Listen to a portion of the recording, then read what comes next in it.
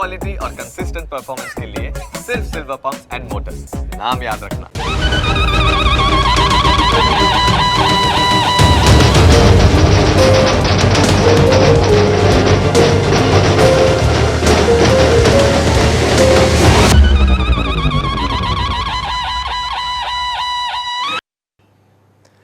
બિલકુલ, તો વાવમાં ઠાકોરનો ઠાઠ તમામ પરિણામો હવે ઓલમોસ્ટ ક્લિયર થઈ ગયા છે. મહારાષ્ટ્રનું પરિણામ હોય, ઝારખંડનું પરિણામ હોય, વાવ વિધાનસભાનું પરિણામ હોય કે પછી યુપીની 9 બેઠકો હતી એનું પરિણામ હોય કે પછી વાયનાડનું પરિણામ હોય, તમામ બેઠકો ઓલમોસ્ટ ક્લિયર થઈ ગયા છે. એક વસ્તુ આમાં ક્લિયર થઈ ગઈ છે કે જ્યાં જેની સરકાર હતી એની જ સરકાર બની છે. મહારાષ્ટ્રમાં મહાયુતિની સરકાર બની. ભાજપ સિંગલ હેન્ડેડલી 120 કરતાં વધારે બેઠક જીતવામાં સફળ રહ્યું છે. આ બાજુ કોંગ્રેસનું ખરાબ પ્રદર્શન રહ્યું છે અને સૌથી ખરાબ જો કોઈનું પ્રદર્શન રહ્યું હોય તો એ ઉદ્ધવની જે પાર્ટી શિવસેના ઉભઠ્ઠા એટલે કે ઉદ્ધવ ઠાકરેની શિવસેના એનું રહ્યું છે. એના પછી શરદ પવારનું જે સૌથી ખરાબ પરફોર્મન્સ આ વિધાનસભાની ચૂંટણીમાં રહ્યું છે. આ બાજુ ઝારખંડની વાત કરીએ તો ઝારખંડમાં JMM અને કોંગ્રેસની જે ગઠબંધન છે ઝારખંડમાં એનો વિજય થયો છે. અને વાવની વાત કરીએ તો વાવમાં સ્વરૂપજીએ છેલ્લે જે પરિવર્તન સ્વરૂપજીમાં એમના વોટોમાં જોવા મળ્યું ખૂબ જ અદ્ભુત હતું. તો તમે જુઓ, વાવ બેઠક પર બીજેપીની વાવ જીત થઈ છે. 2567 મતથી સ્વરૂપજી ઠાકોરની જીત થઈ છે. જ્યારથી ભાભરના જે EVM છે એ ખુલવાની શરૂઆત થઈ અને પરિવર્તન આવવાનું શરૂઆત થઈ ગઈ છે.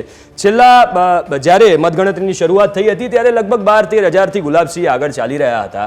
જે પછી ધીરે ધીરે ગુલાબસિંહની લીડ ઘટતી ગઈ અને સ્વરૂપજી આગળ આવતા ગયા અને છેલ્લા જ્યારે 2 રાઉન્ડ બાકી હતા અને 2 રાઉન્ડમાં જે રસાકસી થઈ છે, 2 રાઉન્ડમાં પહેલાં સ્વરૂપજી લગભગ 21મા રાઉન્ડમાં 200 મતથી આગળ આવ્યા, પછી 22મા રાઉન્ડમાં એ મત વધીને 2500ની 2000ની આજુબાજુ થઈ ગયા અને એના પછી જે છેલ્લા રાઉન્ડમાં સ્વરૂપજીના જે વોટ હતા એ ઓલમોસ્ટ 2500થી ઉપર થઈ ગયા હતા.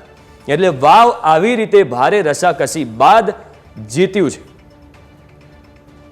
સ્વરૂપજી ઠાકોર આપ ઇલેક્શનમાં જીત્યા, ખૂબ આનંદ છે. આજે 18 આલમની જીત છે. આ 18 આલમ તમામ કાર્યકર્તાઓનું, તમામ ગુજરાતના તમામ અમારા ભારતીય જનતા પાર્ટીના પરિવારના કાર્યકર્તાઓનો તમામનો હું આભાર માનીશ. તમામે આશીર્વાદ આપી, તમામે મહેનત કરી અને આ કમળને જીતાડ્યું છે.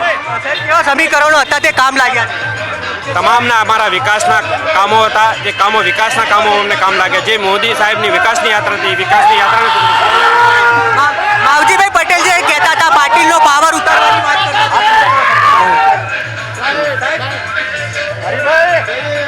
તમામનો હું આભાર માનું છું. તમામે લોકોએ મદદ કરી છે, એમનો તમામનો આભાર માનીશ. બીજેપીમાં જીતેલા સ્વરૂપજી ઠાકોર હતા અને તે જીતની આશા વ્યક્ત કરીને આજે તેમના જે સમર્થકો સાથે કાર્ય નથી તેમના વતન સુધી જશે અને વતને તેમના જે માતાજી છે તેમને મંદિરે નમન કરશે અને ત્યારબાદ જે સ્વરૂપજી ઠાકોર છે જે જીતની આશા વ્યક્ત કરી હતી. Ratanji Thakor, news capital, Banaskantha. તો બસ આ જ સ્વરૂપજીની જે ખાસિયત હતી એ આ ઇન્ટરવ્યૂમાં પણ જોવા મળી, આ 1-to-1માં પણ જોવા મળી.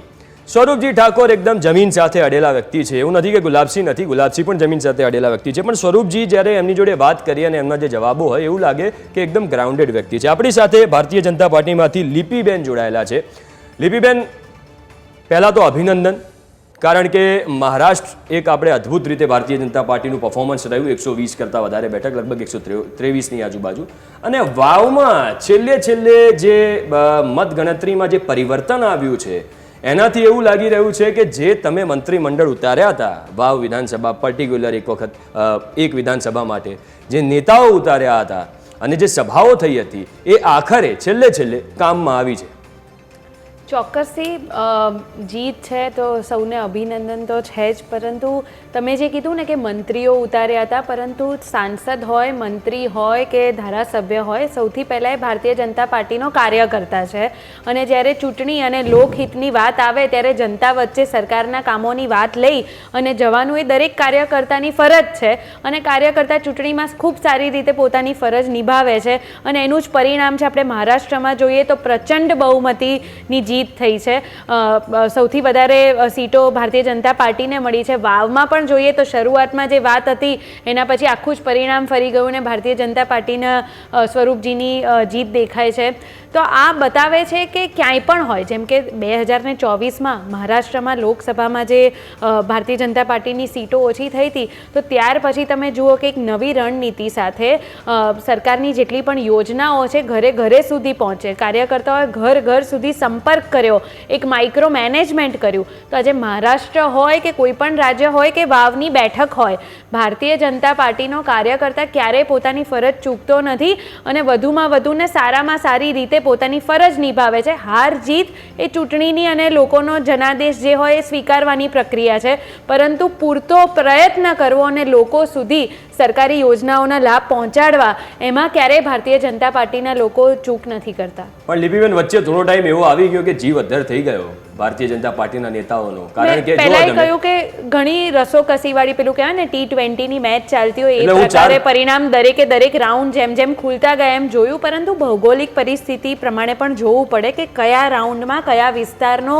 કઈ ગણતરી ચાલી રહી છે. તો એ પ્રમાણે અમે પહેલાથી જ કહી રહ્યા હતા કે 14મો 15મો રાઉન્ડ આવશે એટલે પરિસ્થિતિ બદલાશે અને એ પ્રકારે ઘણા બધા ફેક્ટર હોય જે આપણે જોયા, પરંતુ એ રસાકસી પછી કહેવાય ને કે જનતાએ આખરે વિકાસની રાજનીતિને જ આશીર્વાદ આપ્યા. પણ તમને એવું લાગે છે કે જો આ માવજીભાઈના જે 25-26 હજાર જે મત છે એ માવજીભાઈ જો અલગ ના થયા હોત તો આજે લીડ 2-2.5 હજારની છે એમાં એક પાછળ મીંડું ઉમેરાઈ ગયું હોત?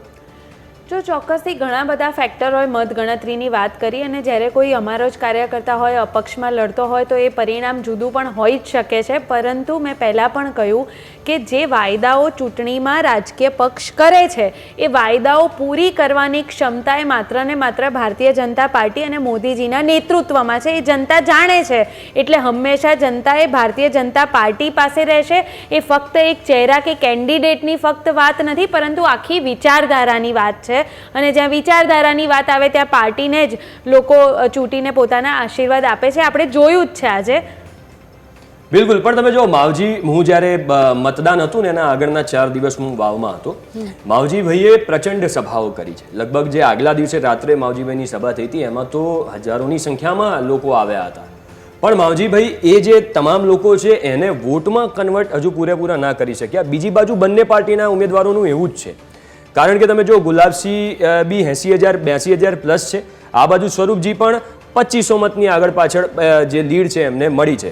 એટલે જે સમીકરણો જે ગોઠવવામાં આવ્યા હતા એવું હતું કે ગઈ વખતે જે 15,000ની લીડથી જ્ઞાનીબેન જીત્યા હતા, આ વખતે 15,000ની લીડ સ્વરૂપજીને મળવાની છે, 15 થી 20,000ની. પણ એવું બિલકુલ થયું નથી. અચ્છા, બીજી તમને એવું લાગે છે કે વાવ પર્ટિક્યુલર વિધાનસભામાં જે તમારો લોયલ મતદાર હતો ચૌધરી સમાજ, એમાં ક્યાંક ભાગ પડ્યો છે? એવી કોઈ જ આમાં તમને હું કહું કે ફક્ત એક જ્ઞાતિની વાત નથી. પહેલાં પણ કહ્યું કે જેમ કે માવજીભાઈ છે તો માવજીભાઈના જે પણ સમર્થનો હોય હંમેશા એ સમર્થકો તો રહ્યા, પરંતુ એ પણ ભારતીય જનતા પાર્ટીના જ કાર્યકર્તા હતા. સમર્થન અને એ તો વિચારધારા તો ભારતીય જનતા પાર્ટીની જ હતી. એટલે ફક્ત આમાં નંબરની વાત નથી, પરંતુ આખરે જનતાએ કોને એ વિધાનસભા માટે ચૂંટી છે, કોને આ પરિણામો બતાવે છે આપણે જોઈએ છે. બાકી તો ચૂંટણી તો એવું છે કે છેલ્લી ઘડીએ પણ કોઈ પણ પરિણામ જુદું જુદું બદલાઈ શકે છે, પણ આખરે કહેવાય ને કે જનતાએ કોને આશીર્વાદ આપ્યા છે તો ભારતીય જનતા પાર્ટીને. એનું કારણ શું છે? કારણ આ જ છે કે જે વાયદાઓ કરવામાં આવે છે એ કાર્યો કોણ પૂરા કરી શકે, તો એ અમારું નેતૃત્વ જ પૂરું કરી શકે છે. આ પ્રકારનો જે વિશ્વાસ છે ને, ચૂંટણી એ વિશ્વાસનો સવાલ છે અને વિશ્વાસ જો ખરેખરા અર્થમાં કોઈ નિભાયો હોય તો એ મોદીજીના નેતૃત્વએ નિભાયો છે. બાકી હાર અને જીત એ જુદું જુદું છે, પરંતુ હારીએ તો હજી વધુ મહેનત કરી અને જનતાની સેવા કરીએ, અને જો જીતીએ તો કરેલા વાયદા પૂરી નિષ્ઠાથી પૂરા કરીએ. આ જ વિચારધારા ઉપર હંમેશા ભારતીય જનતા પાર્ટી એ જનતાની વચ્ચે ઉતરે છે.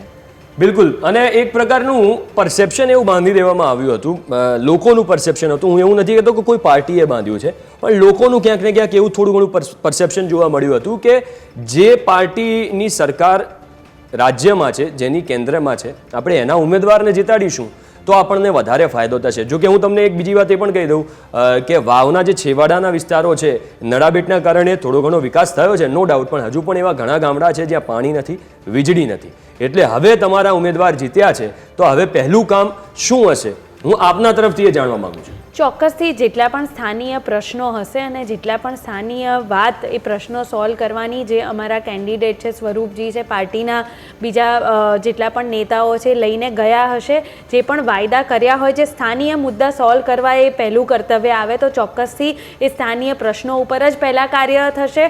અને જેમ તમે કીધું કે ડબલ એન્જિનની સરકાર હોય તો જનતા જાણે છે કે કેન્દ્રની બધી યોજનાઓ, રાજ્યની બધી યોજનાઓને એક ડબલ એન્જિનની રીતે આપણા રાજ્યનો વિકાસ થાય તો શેના માટે જનતા ના વોટ આપે ને? આપણે જોયું જ છે બીજા રાજ્યોમાં જ્યાં વિપક્ષની સરકાર છે ને કેન્દ્ર સરકારના જે લાભ જે લોકોને મળવાપાત્ર છે ને અટકાવી દે છે. એટલે કેટલું મોટું લોકોના જે હ્યુમન રાઇટ કહેવાય એનું એકચ્યુઅલી એ ખંડન કર્યું કહેવાય કે આ મળવાપાત્ર જે કેન્દ્ર સરકાર આપી રહી છે એને પણ એ લોકો અટકાવે છે. પશ્ચિમ બંગાળ હોય, હિમાચલમાં હોય, કર્ણાટકમાં હોય, ઘણી બધી જગ્યાએ આપણે વિપક્ષની જ્યાં સરકાર છે જોયું છે. તો લોકો સમજે છે કે ડબલ એન્જિનની સરકાર હશે. સી.આર. પાટીલ હમણાં થોડી વારમાં સંબોધન કરવા જઈ રહ્યા છે અને મને ખબર છે કે જે મહારાષ્ટ્રમાં જીત થઈ છે, વાવમાં જીત થઈ છે એની વાત કરવાના છે. તો 2567 મતથી સ્વરૂપજી જીતી ગયા છે ને તમે જોઈ શકો છો સી.આર. પાટીલ અત્યારે જે પ્રદેશ પ્રમુખ છે. માનનીય પ્રધાનમંત્રી શ્રી નરેન્દ્ર મોદી સાહેબના નેતૃત્વમાં મહારાષ્ટ્રના મતદાર ભાઈ બહેનોએ અને ગુજરાતમાં વાવ સીટના બાય ઇલેક્શનમાં પણ ત્યાંના મતદાર ભાઈ બહેનોએ સંપૂર્ણ વિશ્વાસ વ્યક્ત કર્યો છે. મોદી સાહેબનું નેતૃત્વ, શ્રી અમિતભાઈ શાહ સાહેબનું માર્ગદર્શન અને મહારાષ્ટ્રના સૌ આગેવાનો અને કાર્યકર્તાઓએ મહારાષ્ટ્રના મતદારોમાં જે વિશ્વાસ સંપાદન કર્યો એનું પરિણામ મહારાષ્ટ્રમાં મળ્યું અને ગુજરાતમાં પણ ગુજરાતના મુખ્યમંત્રી શ્રી ભૂપેન્દ્રભાઈ પટેલ એમની આગેવાનીમાં થયેલા વિકાસના કામો અને ત્યાંના આગેવાનો અને કાર્યકર્તાઓ કરેલી જહેમત એનું પરિણામ ગુજરાતમાં પણ મળ્યું.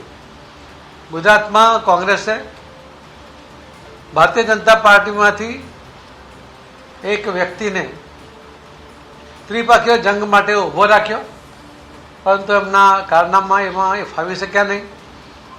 માવજી પટેલ જેમણે ઊભો રાખ્યા હતા એમણે પાવરની વાત કરતા હતા. ભારતીય જનતા પાર્ટીના કાર્યકર્તાઓના પાવરનો સ્વાદ એ માવજીભાઈને ધૂળ ચાટતા કરી દીધા. કોંગ્રેસના લોકસભામાં જીતેલા ઉમેદવાર લોકસભાના ઇલેક્શનમાં પણ સિટિંગ એમએલએ હોવા છતાં ત્યાંના મતદારોએ એમને નકાર્યા હતા, એમને માઇનસમાં રાખ્યા હતા. ત્યારે જ એમણે વાવના આ એમએલએ એમના કાર્યશૈલીથી નારાજ થઈને એમના વિરુદ્ધમાં મતદાન કર્યું હતું. આ વખતે પણ વાવના મતદારોએ મોદી સાહેબના નેતૃત્વમાં વિશ્વાસ કરીને વિકાસને મહત્વ આપીને એમના વિસ્તારનો વિકાસ થાય એના માટે મોદી સાહેબના નેતૃત્વમાં અનેક યોજનાઓનો લાભ પણ એમના ઘર સુધી પહોંચે એના માટે, એમની આવનારી પેઢીનું ભવિષ્ય પણ બ્રાઇટ થાય એના માટે એમણે ભારતીય જનતા પાર્ટીના મતદાર ઉમેદવારને મતદાન કરીને જે જીતાડ્યા છે એના માટે હું વાવના સૌ મતદાર ભાઈ બહેનોનો ખૂબ ખૂબ આભાર માનું છું. કાર્યકર્તાઓ અને આગેવાનોએ જે જહેમત કરી એ સૌને ખૂબ ખૂબ અભિનંદન આપું છું. અને મહારાષ્ટ્રમાં પણ અકલ્પનીય જીત મેળવી કોંગ્રેસ, એનસીપી અને શિવસેના આ ત્રણેયની સામે અસ્તિત્વનો સવાલ આવીને ઊભો છે. કદાચ એમના વાવટા એ વાળવા પડે એવી સ્થિતિ છે. એ વાવટા એમના સમેટાઈ ગયા છે અને એ રીતે એમનું અસ્તિત્વ સામે આવીને ઊભું છે. ત્યારે એમણે આમાંથી પાઠ લેવો જોઈએ કે લોકોને વિકાસમાં રસ છે, લોકોને આક્ષેપો કરીને પોતાનું ધ્યાન પોતાના તરફ ખેંચવાનો જે પ્રયત્ન થાય છે, દેશના હિતને પણ નુકસાન પહોંચાડાય એ પ્રકારના નિવેદનો થાય છે, એ દેશના મતદાર ભાઈ બહેનો ક્યારે એને બરદાસ્ત કરતા નથી, એને સહન કરતા નથી. અને એ બધાનું પરિણામ એ આજે મહારાષ્ટ્રમાં પણ જોવા મળ્યું છે. મહારાષ્ટ્રના મતદાર ભાઈ બહેનોને પણ એમણે લીધેલા નિર્ણય માટે એમના આભાર માનું છું. અને ત્યાંના કાર્યકર્તાઓ અને આગેવાનોએ મોદી સાહેબના નેતૃત્વમાં અમિતભાઈ શાહ સાહેબના ગાઈડન્સમાં જે રીતે કામ કર્યું એના કારણે ઇલેક્શન પહેલાંનો જે નેગેટિવ માહોલ હતો એના બદલે આટલો પોઝિટિવ માહોલ બનાવી શક્યા એના માટે સૌને ખૂબ ખૂબ અભિનંદન આપું છું અને વિશ્વાસ છે કે મોદી સાહેબના નેતૃત્વમાં દેશ જે રીતે પ્રગતિ કરી રહ્યો છે એના સારા ફળ એ મહારાષ્ટ્રને પણ મળશે જ એવો મને વિશ્વાસ છે. ધન્યવાદ. સાહેબ, બટેંગે અને કટેંગે એક હે તો સેફ છે, તો આ જે સ્લોગન છે આ વખતે ચૂંટણીમાં કેટલું કામ રહ્યું છે? બટેંગે તો કટેંગે અને એક છે તો સેફ છે, આ બંને વાક્યનો અર્થ બહુ સ્વાભાવિક છે. કોઈ પણ સામાન્ય માણસ સમજી શકે છે કે જો ભાગલા પડે તો તમારી શક્તિ ઓછી થાય છે ને એટલા જ માટે મોદી સાહેબે કહ્યું હતું કે એક છો તો સેફ છો અને એ વાત સૌના ગળે ઉતરી છે. આ વખતે ન કોઈ બટા ઉસકે લીએ ન કોઈ કટા એ વાત પણ સાબિત થઈ છે અને જે વાતનો વિરોધ કરતા હતા કેમ કે એ વાત દેશની એકતાની હતી, એ વાત વિકાસ માટેની હતી કે જો બટેંગે તો વિકાસમાંથી પણ તમે કપાઈ જશો, એ મુદ્દો એમાં હતો અને એ સ્વાભાવિકપણે લોકોએ આ બંને મુદ્દાને સ્વીકાર્યા અને એના કારણે એમણે મોદી સાહેબના નેતૃત્વમાં ફરી ખૂબ મોટું મતદાન કરીને જીત અપાવી છે. ધન્યવાદ.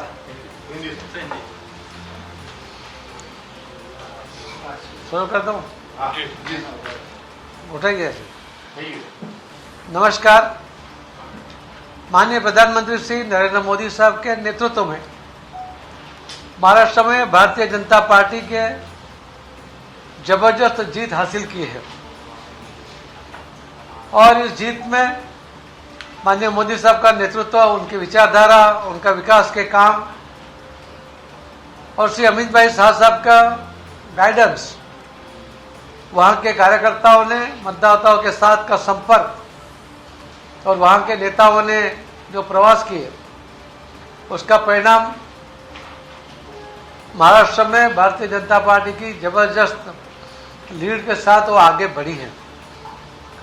महाराष्ट्र में युति का जो गठबंधन था उसको 225 से भी ज़्यादा, 229 से भी ज़्यादा सीटें हासिल होती.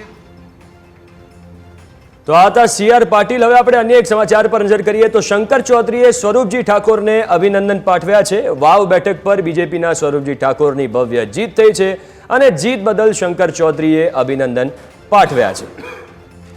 વિધાનસભા અધ્યક્ષ શંકર ચૌધરી એક્સપોસ્ટ તમે એમની જોઈ શકો છો. એક્સપોસ્ટ કરીને તેમણે સ્વરૂપજી ઠાકોરને જીતના અભિનંદન પાઠવ્યા છે. સ્વરૂપજી લગભગ 2500 મતની આજુબાજુથી જીત્યા છે અને એવામાં શંકર ચૌધરીએ તેમને અભિનંદન પાઠવ્યા છે. શંકર ચૌધરી પણ વાવમાં હતા, તેમણે પણ સારો એવો પ્રચાર કર્યો હતો અને તમે જોઈ શકો છો કે જે છેલ્લા 3 રાઉન્ડમાં પરિવર્તન આવ્યું છે અને પરિવર્તન બાદ સ્વરૂપજીની જે જીત થઈ છે એ જીતને લઈને વાવમાં પણ ભારતીય જનતા પાર્ટીના કાર્યાલય પર પણ જશ્નનો માહોલ છે અને હવે આ શંકર ચૌધરીની એક્સપોસ્ટ જોઈ શકો છો. આપણી સાથે વાવ પછી મહારાષ્ટ્ર અને ઝારખંડમાં જે પરિણામો છે એને લઈને ચર્ચા કરવા માટે કોંગ્રેસમાંથી રાજેશ સોની જોડાયા છે અને વરિષ્ઠ પત્રકાર PC કાપડિયા પણ આપણી સાથે છે. તો સૌથી પહેલાં વરિષ્ઠ પત્રકાર PC કાપડિયા સર જોડે વાત કરીશું. સર, આ મુંબઈનું અને મહારાષ્ટ્રનું જે રિઝલ્ટ છે એ થોડું સમજવું છે કારણ કે એકદમ ક્લીન સ્વીપ જેવો માહોલ થઈ ગયો. શરદ પવાર મતલબ જે NCP જૂથ છે એમનું આટલું ખરાબ પ્રદર્શન પહેલીવાર આટલા વર્ષોમાં જોવા મળ્યું છે. આ બાજુ ઉદ્ધવની જે પાર્ટી છે શિવસેના ઉભઠ્ઠા એનું પણ ખરાબ પ્રદર્શન અને આટલું જોરદાર પ્રદર્શન મહાયુતિનું, એટલે કઈ રીતનું આ પરિણામ છે એ થોડું સમજવાનો પ્રયાસ કરવો છે.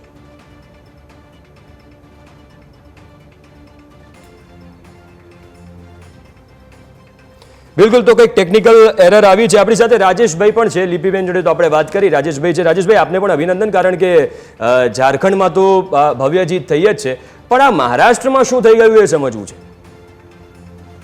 ચૂંટણી હોય એટલે કાં તો હાર મળે કાં તો જીત મળે. અમે ઝારખંડની અંદર ખૂબ સારું પરિણામ આવ્યું છે અને ખૂબ સારી એવી સંખ્યામાં અમે જીતીને આવ્યા છીએ અને મહારાષ્ટ્રની અંદર અપેક્ષા કરતાં વિપરીત પરિણામ છે. પરંતુ ચૂંટણી લડવા જતા હોઈએ ત્યારે યા તો હાર મળે યા તો જીત મળે અને જ્યારે જીત મળતી હોય ત્યારે પ્રજાલક્ષી કાર્યોમાં લાગી જવાનું અને જ્યારે હાર મળે ત્યારે એની પાછળના પરિણામો શોધવાના હોય કે પરિણામ ચૂંટણીની અંદર શું કામ અમને વિજય ના મળ્યો, શું કામ અમે અમારા લોકો અમારી વાત લોકો સુધી ના પહોંચાડી શકો, અથવા તો મતનું વિભાજન થયું અથવા તો મતની ટકાવારીમાં ફેરફાર થયો. એટલે આ બધે જ ચૂંટણી પછી હારના કારણોનું સંશોધન કરવામાં આવે છે. પરંતુ હારનો મતલબ એ નથી હોતો કે રાજ્યમાંથી અમારો સફાયો થઈ ગયો કે અમે ફરીવાર ચૂંટણી નથી લડવાની. હાર એક એ પગથિયું છે કે તમે ફરી સારું કરો. લોકો જ્યારે તમને કોઈક ચૂંટણીમાં હાર આપતા હોય છે ત્યારે એ તમને કહેતા તમે વધુ સારી તૈયારી કરો, લોકો સમક્ષ વધુ સારી રીતે જાઓ. કદાચ અમે હું માનું છું ત્યાં સુધી અમારી વાત કદાચ ના પહોંચાડી શક્યા હોય મહારાષ્ટ્રની જનતા સુધી, અથવા તો મહારાષ્ટ્રની જનતાનું મતોનું પોલરાઇઝેશન થયું હોય, મતોનું ધ્રુવીકરણ થયું હોય. છેલ્લે આપણે જોયું કે કેવી રીતે ભારતીય જનતા પાર્ટીના સિનિયર નેતા ચિઠ્ઠી આપવા માટે ગયા અને એમની પર પછી ઈસીએ ફરિયાદ પણ પૈસા બાબતની ફરિયાદ પણ દાખલ કરી. એટલે એવા અનેક કારણો મતોના પોલરાઇઝેશન માટેના હતા. બટેંગે તો કટેંગે, બિલકુલ આ ઘણા બધા કારણો હતા. પણ એ જો કે ચૂંટણી પછીના વિષય છે કે ચૂંટણીના પરિણામ આવે એમાં અમે ક્યાં. રાજેશભાઈ, મહારાષ્ટ્ર અને ઝારખંડની વાત કરીએ, પણ આજે આ ફટાકડા ફૂટી રહ્યા છે એ વાવના દ્રશ્યો છે અને જે ગાડીમાં સ્વરૂપજીને હાર પહેરાવવામાં આવી રહ્યા છે આ વાવ, તો આ ફટાકડા કેટલા દજાડ છે? કારણ કે વાવમાં તો કેટલી મહેનત કરી હતી. દરેક મોટા નેતા શક્તિસિંહ ત્યાં હતા, અમિત ચાવડા ત્યાં હતા, ઇવન ઇનફેક્ટ ભાજપના પણ હતા, આઈજી બ્રિગેડ ત્યાં હતી. આખી ચૂંટણી વિધાનસભાની હોય, કોર્પોરેશનની હોય કે નગરપાલિકાની એક સીટની હોય, રાજકીય પક્ષ ભારતીય જનતા પાર્ટી હોય કે કોંગ્રેસ હોય કે અન્ય પક્ષ હોય, એ ચૂંટણી જીતવા માટે પુષ્કળ મહેનત કરતું હોય છે. એક સામાન્ય નગરપાલિકાનું 1000 મતનું વોર્ડ હોય ને એમાં પણ આટલી જ મહેનત લાગતી હોય છે. અને જ્યારે પરિણામ તમારી અપેક્ષા મુજબ ના આવે ત્યારે તમે એ 100% એમાં તમને દુઃખ પણ થાય, તમારે આત્મમંથન પણ કરવું પડે. પણ હું તમને પેટા ચૂંટણીઓની એક પેટર્ન બતાવું. દેશની અંદર 54 થી વધુ વિધાનસભાની પેટા ચૂંટણી હતી. કર્ણાટકમાં 3 વિધાનસભાની પેટા ચૂંટણી હતી, 3 કોંગ્રેસ પાર્ટી જીતી ગઈ. રાજસ્થાનની અંદર 7 ચૂંટણી હતી, તેમાંથી 5 ભાજપ જીતી, 2 કોંગ્રેસ જીતી. એટલે પેટા ચૂંટણીની અંદર બંગાળની અંદર 6 વિધાનસભાની ચૂંટણી હતી ને તૃણમૂલ કોંગ્રેસ એની સરકાર હતી એ જીતી ગઈ. યુપીની અંદર એ રીતે જ અગેન 6-3 થી સપા 3 અને બીજેપી 6 જીતી ગઈ. એટલે પેટા ચૂંટણીમાં જે રાજ્યમાં જેની સરકાર હોય, પ્રજા હંમેશા એ બાજુ તરફેણમાં મત કરતી હોય. ને આ આજનો નહીં, આપ તમે ઇતિહાસ ઉઠાવીને જોઈ લો, જેટલાય પણ પેટા થોડા ઘણા કિસ્સાઓ છે જ્યારે પ્રજાએ મેન્ડેટ અલગ આપ્યું છે. પણ આ એક પેટર્ન હોય દરેક રાજ્યને. એકલું એ નથી કે ગુજરાતમાં એક ચૂંટણી હારે ને અમે તો છેક છેલ્લે સુધી લડ્યા અને છેલ્લે માન લો કે 1200 મતથી અમે હાર્યા છીએ. હાર ભલે એક મતની હોય, હાર કહેવાય. એમાં કોઈ એ વાત નથી કે હાર્યા નથી કે હા, હાર એક મતની પણ હાર છે, અમે સ્વીકારીએ છીએ. પ્રજાએ આખરે આદેશ આપ્યો, શરમાતા ઉપર છે. પણ પેટા ચૂંટણીની અંદર હર હંમેશા જે રાજ્યમાં જેની સરકાર હોય, પ્રજા એની તરફ એનો ઝુકાવ વધારે હોય છે. બિલકુલ બિલકુલ. તો આ બાજુ ગુલાબસિંહની હારમાં જ્ઞાનીબેન ઠાકોરનો સિંહ ફાળો. શું જ્ઞાનીબેનના 2 નિવેદનો ગુલાબસિંહની હાર માટે જવાબદાર છે? અહીંયા સૌથી મોટો સવાલ છે. શું જ્ઞાનીબેનના વાયરલ વિડીયોએ ગુલાબસિંહની બાજી બગાડી છે? કારણ કે વચ્ચે એક વિડીયો પણ વાયરલ થયો હતો, બીજેપીને મત આપવા અપીલ કર્યાનો વિડીયો વાયરલ થયો હતો, એવો આરોપ એક મતદારે લગાવ્યો હતો. બીજેપી કોંગ્રેસ જે પણ ટિકિટ આપે તો ઠાકોર ઉમેદવારને જ મત આપજોનો વિડીયો એ કેવી રીતે વાયરલ થયો હતો આ જોઈ શકો છો. આ જે મતદાર છે પાછળ લગભગ જ્ઞાનીબેન પણ ઊભા જ હશે, તો પાછળ જ્ઞાનીબેન પણ ઊભા છે, આગળ આ મતદાર છે ને મતદાર એવું કહી રહ્યા હતા કે જ્ઞાનીબેન એવું કહી રહ્યા છે કે ભાજપને મત આપો. હવે સાચું ખોટું એ તો તપાસનો વિષય છે, પણ શું આ 2 વિડીયોએ ગુલાબસિંહની જીતને હારમાં પલટી નાખી છે? ફરી એકવાર, કારણ કે અહીંયા સવાલ કોંગ્રેસ ઉપર થઈ રહ્યો છે. શું કીધું જ્ઞાનીબેન? અંદર પેટે ભાજપ મોટા કોને કીધું? જ્ઞાનીબેન તો વાત કરો છો.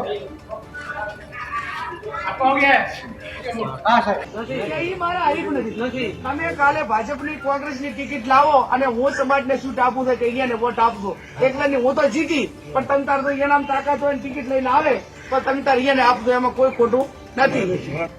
બિલકુલ. તો તમે આ 2 વિડીયો જોયા. હવે કારણ કે કોંગ્રેસના વિડીયો છે, જ્ઞાનીબેનના વિડીયો છે, એટલે કોંગ્રેસને સવાલ પૂછવો જરૂરી છે.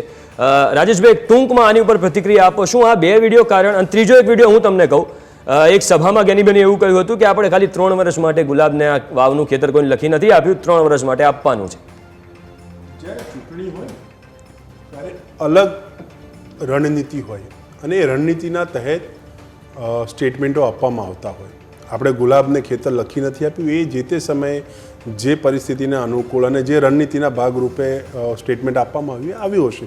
પરંતુ આ જે 2 વાયરલ વિડીયો છે, આ વાયરલ વિડીયો તો એની સત્યતા તમે પારખો કે આ વિડીયો સાચા છે, વેરીફાઈડ કરેલા છે? ના સર, અમે એમ કહી રહ્યા છીએ કે એટલે હું એની ઉપર કારણ હોઈ શકે. કારણ એની વાત નથી, હું એની ઉપર આવું છું કારણ કે આજકાલ તો AI થી દુનિયાભરના પ્રધાનમંત્રીના કોંગ્રેસના મત આપો એવા ફેક વિડીયો આવી શકે છે. ફેક વિડીયો બનાવવામાં અત્યારે તો AI માસ્ટર છે. એટલે આ વિડીયોની સત્યતા હોય તો આની ઉપર સ્ટેટ કોર્ટ કરીને સ્ટેટમેન્ટ આપી શકાય, પણ આ વેરીફાઈડ વિડીયો છે નહીં. હું માનું હું અહીંયા આગળ ઊભો છું ને તમે આગળ ખૂણા ઉપર ઊભા રહી કહો કે ગેનીબેને કીધું છે કે એટલા જોરથી અવાજ ના આવતો, ગેનીબેનને ખબર આ વિડીયો સાચો છે કે ખોટો. એટલે વિડીયોની સતત પારખ્યા વગર એની પર કોઈ પણ સ્ટેટમેન્ટ આપવું યોગ્ય નથી. બિલકુલ બિલકુલ તમારી વાત એ સાચી કે સ્ટેટમેન્ટ આપવું ના જોઈએ, પણ અહીંયા સવાલ એ છે કે કારણ કે આ વિડીયો વાયરલ ઘણા થયા હતા, AI સાચું ખોટું આપણે નથી પડતા ને અત્યારનો જે ટેકનોલોજીનો જમાનો છે. દેખો વાયરલ સોશિયલ પ્રક્રિયા પણ લઈ લઈએ આની ઉપર ને પછી સર જોડે બી જઈશું. જી જો આમાં કેવું છે કે ભાજપને રિલેટેડ કોઈ વિડીયો આવે ને તો એ સાચો છે અને કોંગ્રેસને લઈને આવે ને તો એ AI વાળો છે. આ ભાઈ પહેલા પણ એમણે પણ જે વાત કરી પેલી પૈસા વાળા વિડીયોની ને તે ફરિયાદ દાખલ થઈ. ના ના તમે મારી વાતમાં ના બોલો, જ્યાં સુધી મારી વાત તમને ખાલી રોકું છું, એમાં ફરિયાદ દાખલ થઈ છે. વિડીયોની વાત તમને એ જ કર્યો, ફરિયાદ સામે પણ થઈ છે. 235 કરોડના રાહુલ ગાંધીના ઈશારાથી જે બિટકોઇનના વિડીયોને ઓડિયો આવ્યા તો એની પણ વાત રાહુલજી ઉપર પહોંચી જાવ છો બેન. આ તો તમારા પ્રદેશ તમારા રાષ્ટ્રીય મહામંત્રી એની વાત છે બેન. હું વાત કરું છું કે વિડીયો ને ઓડિયો જ્યારે બીજાના આવે તો એ સાચા જ છે અને જ્યારે પોતાની પાર્ટીના આવે, જો આ વિડીયો સાચો હોય તો બતાવે જ છે કે ગેનીબેનની પોતાની પાર્ટી સમક્ષની શું પ્રામાણિકતા છે એ બતાવે જ છે. અને બીજી તો કોઈ પ્રક્રિયા પ્રામાણિકતાની વાત તમે ના કરશો બેન. અમારા નેતા છે વિડીયો સર્ટિફાઈડ છે ને એટલે તમે પ્રામાણિકતાની વાત તમે ગેનીબેન ઉપર આંગળી ના ઉપાડશો. પ્રામાણિકતાની ઉપર પ્રામાણિકતાની વાત ઉપર તમે આંગળી ના ઉચકો, કારણ કે પ્રામાણિકતાના નામે તમારા નેતાઓ શું કરી રહ્યા છે આખા ગામને ખબર છે. એટલે આપણે એ વ્યક્તિગત ટિપ્પણીમાં ના પડીએ તો વધુ સારું છે. વિડીયો મેં નથી બતાવ્યો, આ તો હું એ જ કહું છું, તમે વાયરલ વિડીયોની જ વાત છે બેન. વાયરલ વિડીયો મેં નથી કીધું બેન. AI ની મદદથી દુનિયાભરના તમે કોંગ્રેસને મત આપો ને એવો વિડીયો પણ બની શકે છે. તમારે માનવું પડે. તમે કીધું હાલ તો બેન વેરીફાઈડ વિડીયો હોય તો માનીએ. તમે કો વેરીફાઈડ છે વિડીયો તો કહ્યું કે જો આ વેરીફાઈડ વિડીયો હોય તો માનીએ. બિલકુલ બિલકુલ જો આ સાચો હોય તો વિડીયો વેરીફાઈડ હોય તો માનીએ. બિલકુલ બિલકુલ છે જ નહીં એ વિડીયો. બિલકુલ. હવે આપણે વાવની વાત તો કરી રહ્યા છે, વાવની વાત કરતા રહીશું, પણ હવે થોડું મહારાષ્ટ્ર અને ઝારખંડ વિશે, યુપી વિશે પણ વાત કરી છે. આપણી સાથે વરિષ્ઠ પત્રકાર PC કાપડિયા સર છે. સર, ન્યૂઝ કેપિટલ ઉપર આપનું સ્વાગત છે. સર, થોડું મહારાષ્ટ્રનું ગણિત સમજવું છે, કારણ કે મહારાષ્ટ્રમાં ક્લીન સ્વીપ જેવી સ્થિતિ થઈ ગઈ. એ ચાહે NCP શરદ પવાર હોય કે પછી શિવસેના ઉભટ્ઠા હોય, એટલી ખરાબ પરિસ્થિતિમાં છે કે હવે લોકોની સામે જવાની સ્થિતિ નથી. અને પરફોર્મન્સ જે મહાયુતિનું છે એમાં પણ પર્ટિક્યુલરલી ભાજપનું ખૂબ જ અદ્ભુત પરફોર્મન્સ છે. તો આ ગણિત અને આ સમીકરણો થોડા સમજવા છે. અવાજ આવે છે મારું? જી સર, આવે છે. આની અંદર તમે જોશો તો જ્યારે લોકસભાનું ઇલેક્શન થયું ને ભાજપને NDA ને હાર ખંભી પડી, બેઠકો ઘણી ઓછી આવી, ખાસ કરીને મહારાષ્ટ્રના, ત્યારથી ભાજપને RSS ગ્રાઉન્ડ લેવલથી કામ શરૂ કરી દીધું. બીજું કે અમુક ફેરો ઘણા કામ કરી ગયા છે. એક તો વકફ બોર્ડ, જેની કોઈએ નોંધ લીધી નથી, એટલે કે આ વકફ બોર્ડને જે પાવર આપ્યો તો હકીકતમાં એ સોનિયાની સરકાર હતી, એણે જે પાવર આપ્યો તો જે કે જેના પર આંગળી મૂકે એ પ્રોપર્ટી એમ. ને હમણાં તમે જોયું હશે ઘણા મંદિરો ને ખેતરો ને બધું છે તે વકફ બોર્ડ પોતા હસ્તક કરી રહ્યું. આ વસ્તુ ઘણાને ખટકતી હતી. બીજી વસ્તુ કે મહા વિકાસ અઘાડીએ મુસ્લિમ ધર્મગુરુઓ એ લોકો સંસ્થાઓ સાથે જે એ લોકોની માંગણી હતી, 17 માંગણી હતી કે વકફ બોર્ડ 1000 કરોડ આપવા, અમને અનામત આપો, અમને જે તોફાનોમાં પકડાયા હતા એમને છોડી દો. આ બધી માંગણીઓ એક તરફી હતી ને ત્રણેય પક્ષોએ સ્વીકારી છે. હિન્દુ હૃદય સમ્રાટના દીકરા છે એમણે પણ આ માંગણી સ્વીકારી. આની ઘણી મોટી અસર મતદારો પર થઈ. એમાં આવ્યો કટેંગે તો બટેંગે ને એક હે તો સેફ. આમાં કટેંગે હે તો બટેંગે ધર્મને તરીકે જો હું નથી માનતો, આમાં જો મતો વેચાયા તો આપણે ગુમાવશું એ અર્થમાં પણ લઈ શકાય. પણ એમાં સર તાત્કાલિક જે સ્લોગન હતું એ ચેન્જ થઈ ગયું. પહેલા કટેંગે બટેંગે હતું, પછી એને થોડું ઓછું પેલું માઇલ્ડ કરીને એક હે તો સેફ કરી દેવામાં. તો એક જ હતો કે એક હે તો સેફ. એટલે ને આમાં મુસ્લિમ ધર્મગુરુઓ મૌલવીઓ એ લોકોએ જે ફતવા બહાર પાડ્યા કે મુસ્લિમો એક થઈને આ લોકોને જ વોટ આપવા, એને કારણે હિન્દુ ધર્મના પણ ધર્મગુરુઓ આવ્યા મેદાનમાં કે આપણે બધાએ એક થવાનું છે. આ બધાની અસર ઘણી થઈ.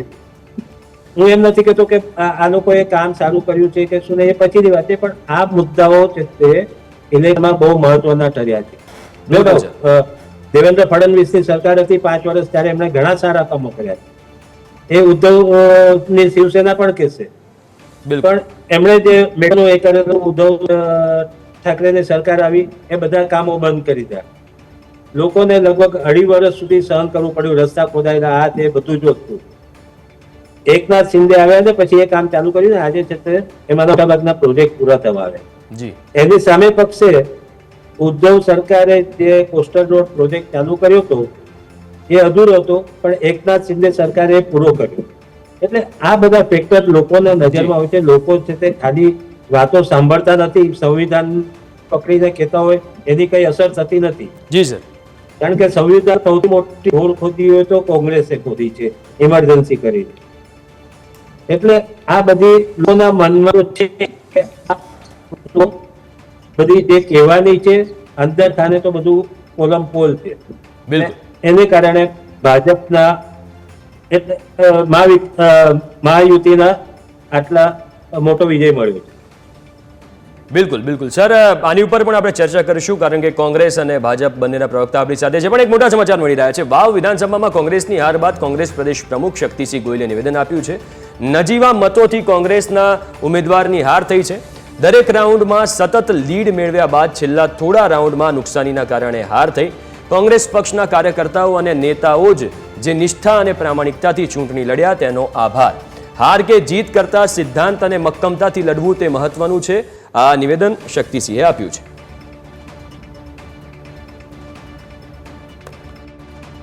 નજીવા મતોથી ભારતીય જનતા પાર્ટીના ઉમેદવાર જીત્યા છે. જીતેલા ઉમેદવારને મારા તરફથી અભિનંદન. અમે થોડા મતોથી ન જીતી શક્યા એનો રંજ જરૂર છે, પરંતુ હાર અને જીત એ લોકશાહીમાં થયા કરે. હાર અને જીત કરતા કેવા પ્રકારે અને કેવા સિદ્ધાંત સાથે ચૂંટણી લડ્યા એનું મહત્વ છે. સત્તા એ રાજ્યમાં વર્ષોથી જે પોલિટિકલ પાર્ટીની છે, એમણે તમામ પ્રકારના પ્રયત્નો કર્યા. એમની સામે કાચા સાધનો, મર્યાદિત વસ્તુઓની વચ્ચે પણ કોંગ્રેસના કાર્યકર્તાઓ જે મજબૂતીથી વાવ વિધાનસભાની ચૂંટણી લડ્યા અને જે મતદાતાઓએ પણ અમારા પર વિશ્વાસ મૂક્યો, એ સૌનો પુનઃ હૃદયપૂર્વક આભાર માનું છું. તો હવે બીજેપી જિલ્લા પ્રમુખ પણ કંઈક કહી રહ્યા છે, એ પણ સાંભળી લઈએ. આપણા પાલનપુરના લોકપ્રિય ધારાસભ્ય શ્રી અનિકેતભાઈ ઠાકર, ડીસાના લોકપ્રિય ધારાસભ્ય શ્રી પ્રવીણભાઈ માળી,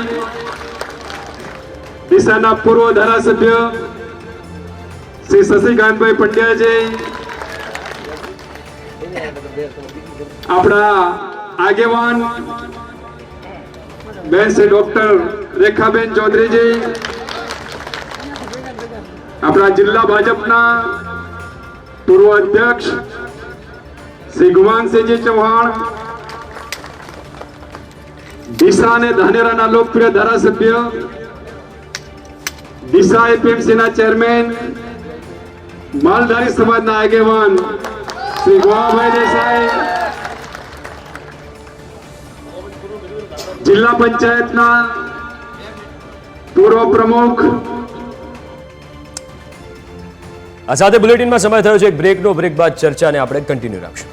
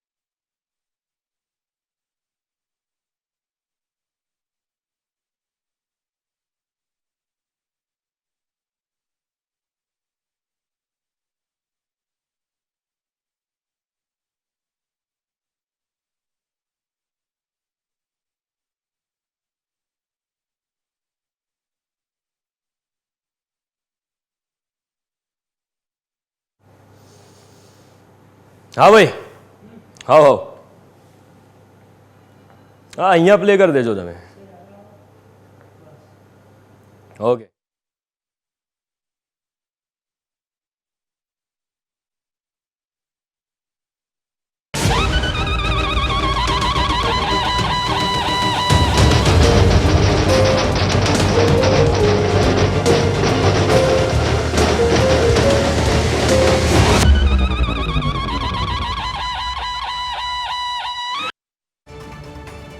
બ્રેક બાદ ફરી એકવાર આપનું સ્વાગત છે. વાવનું પરિણામ ક્લિયર થઈ ગયું છે, યુપીનું પરિણામ, મહારાષ્ટ્રનું પરિણામ ક્લિયર થઈ ગયું છે, ઝારખંડનું પરિણામ ક્લિયર થઈ ગયું છે, યુપીની વિધાનસભા બેઠકો, વાયનાડ, તમામ પરિણામો ક્લિયર થઈ ગયા છે.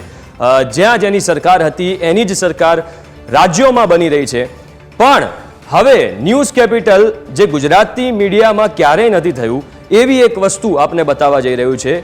અમે એઆઈ એન્કર અનિતા જે થોડી વારમાં તમને માહિતી આપશે પરિણામોને લઈને, હું આપને બતાવીશ કે કેવી રીતે જે એઆઈ એન્કર અનિતા જણાવશે કે જે આ પરિણામો આવ્યા છે એને લઈને એનું કહેવું છે. એઆઈ એન્કર અનિતા જોડાઈ ગયા છે. જી, બીજેપીની જીત થઈ છે. બીજેપી ઉમેદવાર સ્વરૂપજી ઠાકોરે 2567 મતથી કોંગ્રેસના ઉમેદવાર ગુલાબસિંહ રાજપૂતને હરાવ્યા. સાથે જ અપક્ષ ઉમેદવાર માવજી પટેલની પણ હાર થઈ છે. સ્વરૂપજી ઠાકોરે આ જીતને 18 આલમ અને 36 કોમની જીત થઈ હોવાનું કહ્યું હતું. તો બીજેપી પ્રદેશ પ્રમુખ CR પાટીલે ન્યૂઝ કેપિટલ સાથેની ટેલિફોનિક વાતચીતમાં જીત માટે વાવના મતદારોનો આભાર માન્યો હતો. વાવની પેટા ચૂંટણીની સાથે જ મહારાષ્ટ્રમાં પણ બીજેપીનું પલડું ભારે જોવા મળી રહ્યું છે. મહાયુતિ ગઠબંધનમાં બીજેપી એકલા હાથે 120 થી વધુ બેઠક પર આગળ ચાલી રહી છે, જ્યારે મહાઅઘાડી ગઠબંધનના તમામ પક્ષો 30 બેઠકની પણ અંદર જોવા મળી રહ્યા છે. જો કે ઝારખંડ વિધાનસભાની ચૂંટણીમાં બીજેપી કરતા કોંગ્રેસ આગળ ચાલી રહી છે. બિલકુલ, આભાર અનિતા માહિતી આપવા માટે. તમે એટલું સ્પષ્ટ ગુજરાતી બોલતા હતા જેટલું તો ગુજરાતના એન્કરો પણ નથી બોલતા. તો ગુજરાતી મીડિયા અને ન્યૂઝ ચેનલ્સમાં તમે જોયું આવું એઆઈ એન્કર તમે ક્યારે નહીં જોયા અને આટલું સારી રીતે પ્રદર્શિત કરી શકે એવી રીતે ફક્ત અને ફક્ત ન્યૂઝ કેપિટલ ગુજરાતે એઆઈ એન્કર દર્શાવ્યા છે. ટેકનોલોજીનું કેટલું મહત્વ છે એ ન્યૂઝ કેપિટલે દર્શાવ્યું છે કે ટેકનોલોજી કેટલી જરૂરી હોય છે, ટેકનોલોજીનું મહત્વ કેટલું હોય છે. કારણ કે ભારત દેશ આપણો આગળ વધી રહ્યો છે, ભારત દેશ આગળ વધી રહ્યો છે ને એવામાં આગળ વધવા માટે સૌથી વધારે કોઈ વસ્તુ પ્રેરિત કરતી હોય તો એ ટેકનોલોજી હોય છે. અને ટેકનોલોજીને જ્યાં સુધી સ્વીકારવામાં નહીં આવે ત્યાં સુધી પ્રગતિ નહીં થાય. આ એક સૌથી મોટો નિવેદન, એક વાત છે. આપણી સાથે ભાજપ અને કોંગ્રેસના પ્રવક્તા પણ છે. આપણે ચર્ચાને કન્ટિન્યુ કરીશું. રાજેશભાઈ, જેમ મેં પહેલાં પણ કહ્યું કે મહારાષ્ટ્રનું પરિણામ છે તમારા માટે ખૂબ જ ચિંતાજનક છે. વિચારવા માટે આની ઉપર વિચાર કરવો પડશે, કારણ કે તમારું જે મહાવિકાસ અઘાડી છે એની પરિસ્થિતિ બહુ ખરાબ અત્યારે દેખાઈ રહી છે. એ ચોક્કસ મહારાષ્ટ્ર એકલું જ નહીં, પણ જે પણ રાજ્યની અંદર પેટા ચૂંટણી થઈ છે ને અમે જે રાજ્યની અંદર વિધાનસભાની ચૂંટણી પણ હાર્યા છે. હું તો કહું છું કોઈ જગ્યાએ કોર્પોરેશનની ચૂંટણી હાર્યા. રાજેશભાઈ, મને અદ્ભુત તમારી લાગી જે સહજતાથી તમે હારને સ્વીકારી લો છો એ મને સરસ ગમ્યું. એ વાત એ શીખવા જેવી વાત છે. હાર તમે પ્રજા, લોકશાહીની અંદર તો આખરે પ્રજા જે તમને મેન્ડેટ આપે તમારે એ જ સ્વીકારવું પડે. બિલકુલ, એમાં પ્રજાએ આપેલો આશીર્વાદ અથવા પ્રજાએ આપેલો તમને મેન્ડેટ છે, પ્રજાએ તમને આદેશ આપ્યો કે તમે સત્તામાં ના બેસો, તમે સામે બેસો, તો સામે બેસવાનું હોય. આમાં કશું નથી. દરેક સીટ ઉપર એવું તો છે નહીં કે કોઈ સીટ ઉપર બિલકુલ નોટોને જ મત મળ્યા, કોંગ્રેસને મત મળ્યા જ નથી. મત તો આપ્યા છે દરેક વિધાનસભામાં 50,000, 60,000, 70,000, 80,000 મત દરેક ઉમેદવારને મળ્યા જ છે. એટલે દેટ મીન્સ એ વિધાનસભાની અંદર 70,000, 80,000 જે પણ લોકો રહે છે એમને કોંગ્રેસ ઉપર ભરોસો બેસાડ્યો જ છે. અને જે પણ પક્ષો કોંગ્રેસને, હું તો કોઈ ભારતીય જનતા પાર્ટીની આ ઝારખંડની અંદર હાર થઈ રહી છે તો એમની ઉપર પ્રજાએ ભરોસો તો મૂક્યો જ છે. 50,000 મત એમને પણ આપ્યા જ હશે ને. એટલે ચૂંટણી જ્યારે હારતા હોઈએ તો ત્યારે હારનો મતલબ એ નથી હોતો કે પ્રજા એ આપેલા આદેશને તમે એનો અનાદર કરો કે ના અમે હારી જ ના શકીએ. એવો આમ તો કોંગ્રેસમાં ક્યારેય હતો જ નહીં. એટલે હાર અને જીત, હું તો કહું છું કોર્પોરેશનની ચૂંટણીમાં પણ અમે ક્યાં હાર્યા છું એનું 100% ચિંતન થશે, મંથન થશે કે ભાઈ કઈ વાત પ્રજા સુધી ના લઈ જઈ શકે અને હવે વધુ સારી રીતે કઈ જગ્યાએ લઈ જવી છે, કઈ રીતે લઈ જવી છે. અને જ્યાં જીત્યા છીએ, ઝારખંડની અંદર જીત્યા છીએ, તો અમે ઝારખંડની અંદર અગાઉ પણ 5 વર્ષમાં ખૂબ સારા કામ આદિવાસીમાં ભાઈઓ બહેનો માટે કર્યા છે, બીજા વર્ગ માટે કર્યા છે, ઝારખંડની જનતા માટે સારા કામ કર્યા છે. એ જ કામોને વધુ સારી રીતે આગળ લઈ જઈશું. એટલે જીત એ જવાબદારી છે અને હાર એ શીખ છે કે તમે હજી સારી રીતે કરો અને પ્રજા વચ્ચે જાઓ. લિપિબેન, આ ઝારખંડમાં ક્યાં કચાશ રહી ગઈ? કારણ કે ત્યાં એક નારો હતો, એક બાર ફિર સે હેમંત સરકાર, એવો એક ત્યાં નારો ચાલતો હતો, હેમંત દોબારા. એટલે ક્યાં કચાશ રહી ગઈ? કચાશની ની વાત નથી, પરંતુ આજે પણ જોઈએ ને તો કોંગ્રેસ કરતા ભારતીય જનતા પાર્ટી પાસે ઝારખંડમાં વધારે બિલકુલ બેઠક બિલકુલ. છે. સ્વરૂપજી આપણી ઠાકોર, સામે જ છે સ્વરૂપજી ઠાકોર, screen પર. આપના જે ઉમેદવાર જીત્યા એક બોલવા માંગે છે, એમને સાંભળી લઈએ એકવાર. એના માટે હું બે હાથ જોડી માથું નમાવીને તમામનો આભાર માનું છું. તમામે તમામ અઢારે આલમે જે આ ભવ્ય જીત મેળવી છે એ જીત આપની છે, અઢારે આલમની છે. એટલે તમામનો હૃદયથી આભાર. વધુ હું નહીં કહું, આપણા પ્રમુખ સાહેબે કીધું છે, તમામ આપણું નેતૃત્વ અહીં બેઠું છે. નેતૃત્વના સાથ સહકારથી અને નેતૃત્વના સલાહ સૂચનથી આપણા વા વિધાનસભાની અંદર જે વિકાસ અટક્યો છે એ મોદી સાહેબ જે વિકાસની વેગ પકડાવવા માટે આપણે સૌ સાથે મળી અને જે 7 વર્ષની અંદર કામ નથી થયા એ 3 વર્ષની અંદર આપણે કામ પૂરા કરવાના છે. આપણા સૌના સાથ સહકારથી આ બધું શક્ય બન્યું છે અને આપણા વડીલોના આશીર્વાદથી આ બધું શક્ય બન્યું છે. હવે પણ આપણા જે કામો અટક્યા છે એ પણ તમારા સાથ સહકાર, વડીલોના આશીર્વાદથી સંપૂર્ણપણે આપ સૌ સાથે મળી આપણે સૌ પૂરા કરીશું. એટલી વાત કરી મારી વાતને પૂરી કરું છું. ભારત માતા કી જય. બિલકુલ લીપીબેન, આપણે ઝારખંડની વાત કરી રહ્યા હતા. ઝારખંડની વાત કરું તો જે જનાદેશની વાત છે, તો ઝારખંડમાં અત્યારે સ્ક્રીન ઉપર આપણી સામે છે કે કોંગ્રેસ કરતાં ભારતીય જનતા પાર્ટી પાસે વધારે બેઠકો છે, એ આપણે જોઈ જ શકીએ છીએ, બરાબર. જ્યાં ગઠબંધનની વાત આવે છે એમાં એ લોકો આગળ છે અત્યારે જોઈએ છે, પરંતુ જ્યાં જનાદેશની વાત છે 2000ના પછી જ્યારે ઝારખંડ રાજ્ય બન્યું છે ત્યારથી કોઈ કહેવાય ને કે બહુમતીથી કોઈ એક જ પાર્ટીને બેઠકો મળી અને સરકાર બન્યો એ પ્રમાણેનું સરકાર નથી બન્યું. પરંતુ જનાદેશની વાત કરીએ તો કોંગ્રેસ કરતાં ભારતીય જનતા પાર્ટી બેઠકોમાં અત્યારે પણ આગળ જ છે. બીજી વાત હું એવું પણ કહીશ કે રાહુલ ગાંધીજી કેટલી વખત ત્યાં દોરા કરવા કે ત્યાં કેટલી સભાઓ કરવા ગયા, આપણે સૌ જાણીએ જ છીએ કે ત્યાં કેટલું ધ્યાન છે, ત્યાં લોકો માટે કેટલું કાર્ય કરવામાં આવે છે. ઘૂસપેઠીઓનો કેટલો બધો ત્યાં આદિવાસીઓ પર કેટલો બધો અત્યાચાર છે આપણે સૌ જાણીએ છીએ. એટલે ઘણા બધા ફેક્ટર હોય, પણ પરંતુ જે આપણે પહેલાં પણ વાત કરી કે હાર હોય કે જીત હોય, જનતાનો જે આદેશ છે દરેક રાજકીય પક્ષે સર્વ સન્માનથી સ્વીકારવો પડે ને અમે પણ એવી રીતે સ્વીકારીશું કે હજી વધુ કઈ રીતે લોકોની સેવા કરી શકીએ, હજી વધુ કઈ રીતે લોકોને યોજનાઓના લાભ છે કે વિકાસ છે પહોંચાડી શકીએ અને એના ઉપર જ કાર્ય. એનું એક ઉત્તમ ઉદાહરણ તમે જોઈ લો કે 2024માં લોકસભામાં મહારાષ્ટ્રમાં જે પ્રકારે ભારતીય જનતા પાર્ટીની સીટ ઓછી થઈ હતી ને ત્યાર પછી આજે આપણે સ્ક્રીન ઉપર જોઈએ છે કે પ્રચંડ બહુમતીથી ભારતીય જનતા પાર્ટી એ મહારાષ્ટ્રમાં આજે આગળ છે. એનું કારણ શું છે કે પોતાની ઉણપ કે જે પણ રહી ગયું એ સ્વીકારી લોકો સુધી પહોંચી, ઘર ઘર સુધી પહોંચી અને યોજનાઓને સરકારના કામ એ કાર્યકર્તાઓ ત્યાં સુધી પહોંચાડ્યા છે અને આ જ કારણ છે કે આજે પ્રચંડ બહુમતી આપણે મહારાષ્ટ્રમાં અત્યારે જોઈ શકીએ છીએ. બિલકુલ. આની પ્રતિક્રિયા રાજેશભાઈ જોડેથી લઈ લઈશ ટૂંકમાં, પણ એની પહેલા બે દ્રશ્યો આપણે જોયા. એક બાજુ એકનાથ શિંદે બેઠા હતા, એક બાજુ દેવેન્દ્ર ફડણવીસ બેઠા હતા. મુખ્યમંત્રી કોણ બનશે લીપીબેન? જો મુખ્યમંત્રી એવું છે કે ચુનાવની પ્રક્રિયામાં જે બેઠકોને જે પરિણામ આવે છે, જે આજે આપણી સ્ક્રીનમાં આપણી સામે છે, અને પરિણામ આવ્યા પછી અમારી જે પણ ત્રણેય જે મહાયુતિમાં જે ત્રણેય પાર્ટીઓ છે એના જે શીર્ષ નેતૃત્વ હોય સાથે બેસી ચર્ચા કરી અને એના પરિણામના પ્રમાણે કોઈ પણ નિર્ણય લેશે અને નિર્ણય ચોક્કસથી જલ્દીથી જ લેવાશે, કારણ કે ભારતીય જનતા પાર્ટીની પ્રચંડ બહુમતીની જીત છે. એટલે આમાં હવે એવું કશું જ નથી કે સરકાર બનશે કે નહીં બને. પ્રચંડ બહુમતીની ઐતિહાસિક એક જીત છે અને ચોક્કસથી એ મહારાષ્ટ્રનો સારામાં સારો વિકાસ કઈ રીતે થાય, લોકોના હિતમાં શું છે એ પ્રમાણે મુખ્યમંત્રીનું આપણને બહુ મનોમંથન કરવું પડશે. પણ રાજેશભાઈ કંઈક તમે કહી રહ્યા હતા ઝારખંડ ઉપર આપણે જ્યારે વાત કરતા હતા. બેને બહુ બધી વાત ઝારખંડ ઉપર કરી દીધી, એટલે હું ટૂંકમાં પણ બધી વાતોનું સંકલન કર્યું કે બેન મહારાષ્ટ્રની અંદર બોલ્યા કે લોકસભામાં ભાજપને મહારાષ્ટ્રમાં ઓછી સીટો મળી, વિધાનસભામાં કમબેક કરું. બેન ઝારખંડમાં તમને ભારતીય જનતા પાર્ટીને કોંગ્રેસ અને બીજા કરતાં તમને વધારે સીટો મળી હતી. આ તમારા ખાલી ધ્યાન માટે, તમને કદાચ ખ્યાલ ન હોય. એટલે ત્યાં પણ આવું થયું કે લોકસભાની ચૂંટણી પછી વિધાનસભામાં કોંગ્રેસ અને એમની સરકાર બની. બિલકુલ. એટલે સેમ પરિસ્થિતિ તમારી મહારાષ્ટ્ર જેવી થઈ ગઈ. પછી તમે બેન આગળ વાત કરી કે કોંગ્રેસ કરતાં વધારે સીટો ભારતીય જનતા પાર્ટીની ઝારખંડમાં 23 સીટો દેખાઈ રહી છે. બેન તમને કદાચ ખ્યાલ નહીં હોય કે ઝારખંડમાં તમારી સરકાર હતી ને તમે સિનિયર પાર્ટનર હતા અને અમે ગઠબંધનની અંદર કુલ સીટો જ 25થી ઓછી લડી રહ્યા છીએ. 25થી ઓછી સીટો લડીને અમે 17 સીટોથી વધુ અમે જીતી રહ્યા છીએ અને તમે મેક્સિમમ 62 સીટો કે 63 સીટો ઉપર લડતા હતા અને એમાંથી તમે 23 સીટો જીતી રહ્યા છો. એટલે કોંગ્રેસ કરતાં વધારે સીટો જો સ્ટ્રાઇક રેટના હિસાબથી જોશો તો તમે ક્યાંય પાછળ છો. અને ત્રીજી મુખ્ય વાત કરી બેને ઘૂસપેટની, તો બેન મારે તમને પૂછવું છે કે ઝારખંડને કઈ બોર્ડર લાગે છે? કારણ કે ઝારખંડની આ બાજુ આસામ આવ્યું છે, આ બાજુ બંગાળ આવ્યું છે, આ બાજુ બિહાર આવ્યું છે. આસામ અને બાંગ્લાદેશની બોર્ડર નડે, બંગાળ અને બાંગ્લાદેશની બોર્ડરો, અને બોર્ડર ઉપર જે છે એ ભારતીય સૈન્ય તૈનાત છે. તમે એવું કહેવા માંગો છો આ ઘૂસપેટ ભારતીય સેના અને શું કહેવાય ભારતીય સેનાની નિષ્ક્રિયતાને લીધે ઘૂસપેટ થઈ રહી છે? એટલે સીધી રીતે તમે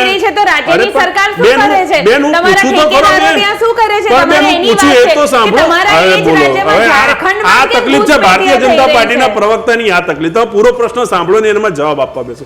પ્રશ્ન તો પૂરો સાંભળી લો બેન, પછી તમે જવાબ આપો. હું નહીં બોલું વચમાં, કારણ કે તમારે જ આપવાનો છે. બોર્ડર સિક્યોરિટી કેન્દ્ર સરકારના અધીન છે. આસામમાં ભારતીય જનતા પાર્ટીની સરકાર છે, બિહારમાં ભારતીય જનતા પાર્ટીની સરકાર છે. બેન જો તમે એમ કહેતા હો કે ઘૂસપેટી થતી હોય તો આ બે રાજ્યો ઓળંગીને બાંગ્લાદેશીઓ અહીંયા આવતા હોય તો રાજ્ય સરકાર શું કરે છે એનો જવાબ પણ હવે તમે આપો, અને કેન્દ્ર સરકારની સિક્યોરિટી ફોર્सेस શું કરે છે એનો જવાબ પણ હવે તમે.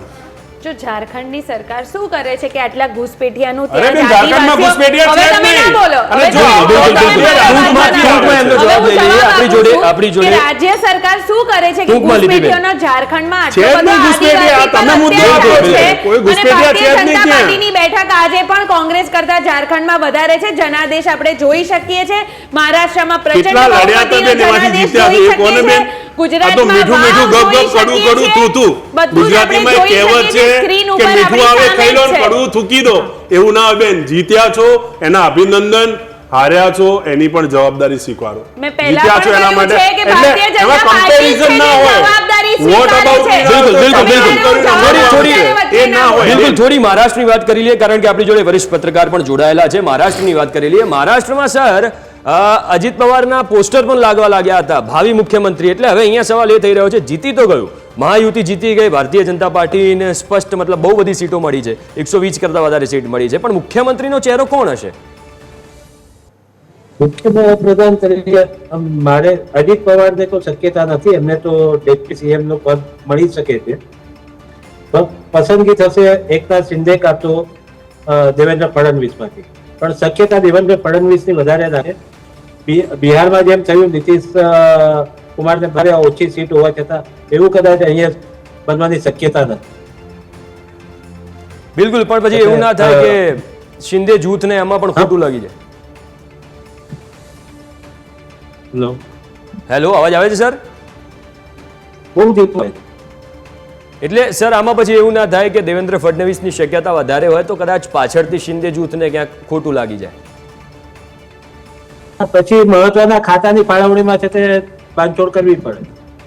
બિલકુલ સર, આપના મતે મહારાષ્ટ્રમાં એવો કયો મુદ્દો રહ્યો? કારણ કે કટેંગે તો બટેંગે, એક હે તો સેફ હે, વોટ જેહાદ, બિટકોઇન, પછી રૂપિયા આપવા, કેશ ફોર વોટ, આ તમામ મુદ્દાઓ ઉછળ્યા હતા જે મેઇન વિકાસના મુદ્દા હતા. અમુક જગ્યાએ પાણી નથી, ખેડૂતોની તકલીફ પડી રહી છે, આવા મુદ્દા ક્યાંય ચગ્યા નહીં. તો કયા એવા મુદ્દાઓ રહ્યા છે જેના કારણે આ પરિણામ જોવા મળ્યું છે? મુદ્દાઓમાં મેં તમને કહ્યું ને કે એમ ફેક્ટર મીન્સ મુસ્લિમોના જે કોંગ્રેસને એટલે મહાવિકાસ આઘાડી મુસ્લિમોને જે કરી પગે પડી ગયા એ લોકોને વોટ માટે કે એમની બધી શરતો માન્ય રાખી. આ વસ્તુ લોકોને બહુ છે તે ખટકી છે ને સામે મત નથી આપ્યા મહાવિકાસ આઘાડી. બિલકુલ સર, આમાં જે ઘૂસણખોરોની વાત ચાલતી હતી એમાં રાજેશભાઈએ કહ્યું કે બોર્ડર પર ભાજપની સરકાર છે, પણ 2014માં નરેન્દ્ર મોદીની સરકાર બની એ પહેલા રોહિંગ્યા જે બર્માથી છેક કાશ્મીર સુધી પહોંચ્યા એ કેવી રીતના પહોંચ્યા હશે? બિલકુલ બિલકુલ સર, એક આપણે અહીંયા ફરી એકવાર મહારાષ્ટ્રના મુખ્યમંત્રી ઉપર આવે, કારણ કે એક વિઝ્યુઅલ અહીંયા જોઈ શકાય છે. એકનાથ શિંદે વચ્ચે બેઠા છે, પછી એક બાજુ દેવેન્દ્ર ફડણવીસ છે અને આ બાજુ અજીત પવાર છે. 72 કલાકની અંદર નક્કી કરવું પડશે કે મુખ્યમંત્રીનો ચહેરો કોણ છે. તો કયા કયા ફેક્ટર જવાબદાર હશે? ધારો કે તમે કહી રહ્યા છો કે દેવેન્દ્ર ફડણવીસને બનાવશે, તો કયા કયા ફેક્ટર છે જેના કારણે એમને मुख्यमंत्री पद આપવામાં આવે? काउंटिंग सुरू होईपर्यंत प्रत्येक जण आपापले परीनं अंदाज व्यक्त करत होते. काल तर मी स्वतः वेगवेगळ्या चॅनलला बघत होतो म्हणजे आम्ही तिघं कशातच नसल्यातच जमा होतो. बाकीच्यांच्या गाड्या फिरवणं, ड्रायव्हिंग करणं, इकडं जाणं तिकडं.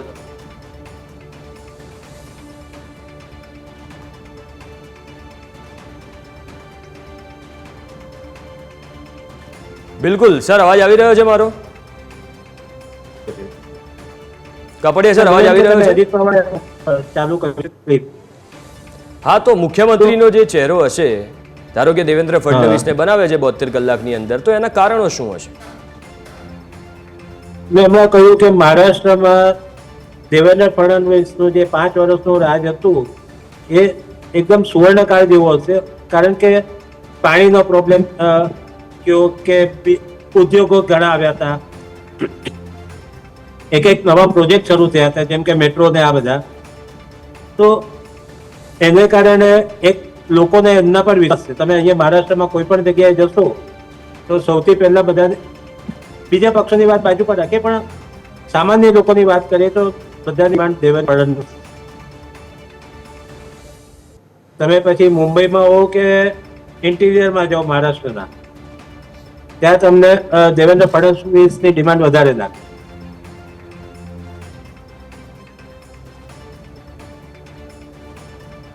બિલકુલ બિલકુલ. તો આ એક પ્રેસ કોન્ફરન્સ છે, એકવાર એ સાંભળી લઈએ.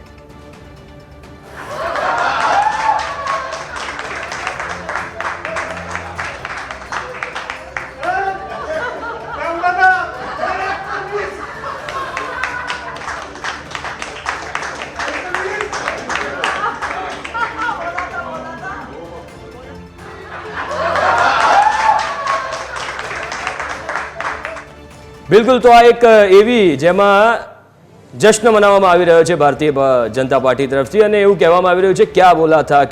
એટલે ક્યાંક એવું લાગી રહ્યું છે કે પહેલેથી કહી દેવામાં આવ્યું હતું કે ભારતીય જનતા પાર્ટી, જેમ આપણે કહીએ ને જીતે કે મેં કીધું તું એવું અહીંયા જોવા મળી રહ્યું છે સર. તો જશ્નનો માહોલ છે, શું કહેશો? મોહિત કંબોજ છે જી, ભાજપના પદાધિકારી. જી, તો આ સ્વાભાવિક છે કે ભાજપમાં તો ઉત્સવનો માહોલ છે. શિયાળામાં દિવાળી આવી ગઈ છે, એટલે અને કોઈ આટલું ધાર્યું નહોતું કે આવી 2/3 મેજોરિટી મળશે મહાયુતિને. બહુ તો સાદી બહુમતી ને એમાં પણ બધા કઈ ચર્ચા થઈ રહી હતી કે જો 250-60 સીટ બેઠકો મળી તો કદાચ પ્રોબ્લેમ થઈ શકે છે, આ પાર્ટીમાંથી બીજામાં જઈ શકે છે અને સરકાર બની નહીં શકે. પણ આજે પૂરી આટલી બહુમતી મળી, 200 કરતા વધારે બેઠકો મળી, એ તો સમજો કે કોઈ ભાજપ હાઈકમાન્ડને પણ નહીં ધાર્યું હોય કે આટલી બેઠકો મળશે. જી બિલકુલ. તો રાજેશભાઈ, તમે જુઓ જશ્નનો માહોલ છે મહારાષ્ટ્રમાં, અને 3 સીટ ઉપર ત્રણેય પાર્ટીના જે અધ્યક્ષો છે એ બેઠા છે. એકનાથ શિંદે બેઠા છે, દેવેન્દ્ર ફડણવીસ આ બાજુ બેઠા છે, આ બાજુ અજીત પવાર બેઠા છે, અને હવે ત્યાં સરકાર બનવાની છે મહાયુતિની. તો મતલબ કયા કારણો રહ્યા છે? કારણ કે કેટલા બધા નિવેદનો આપવામાં આવ્યા, અવારનવાર એવું પણ કહેવામાં આવ્યું છે, હિન્દુ મુસ્લિમને લઈને મુદ્દાઓ ઉઠાવવામાં આવ્યા છે, પણ અહીંયા જોતા તો એવું લાગી રહ્યું છે કે હિન્દુ અને મુસ્લિમ બંનેના વોટ સાધવામાં બીજેપી અને જે મહાયુતિ છે સફળ રહી છે. ચૂંટણી, મને એવું લાગે છે કે મીડિયાએ થોડું આ સમજવું જોઈએ કે ચૂંટણી દેશમાં 2 રાજ્યમાં હતી, માત્ર એક રાજ્ય મહારાષ્ટ્રની એકની અંદર નથી. ચૂંટણી ઝારખંડમાં પણ હતી, પણ મહારાષ્ટ્રની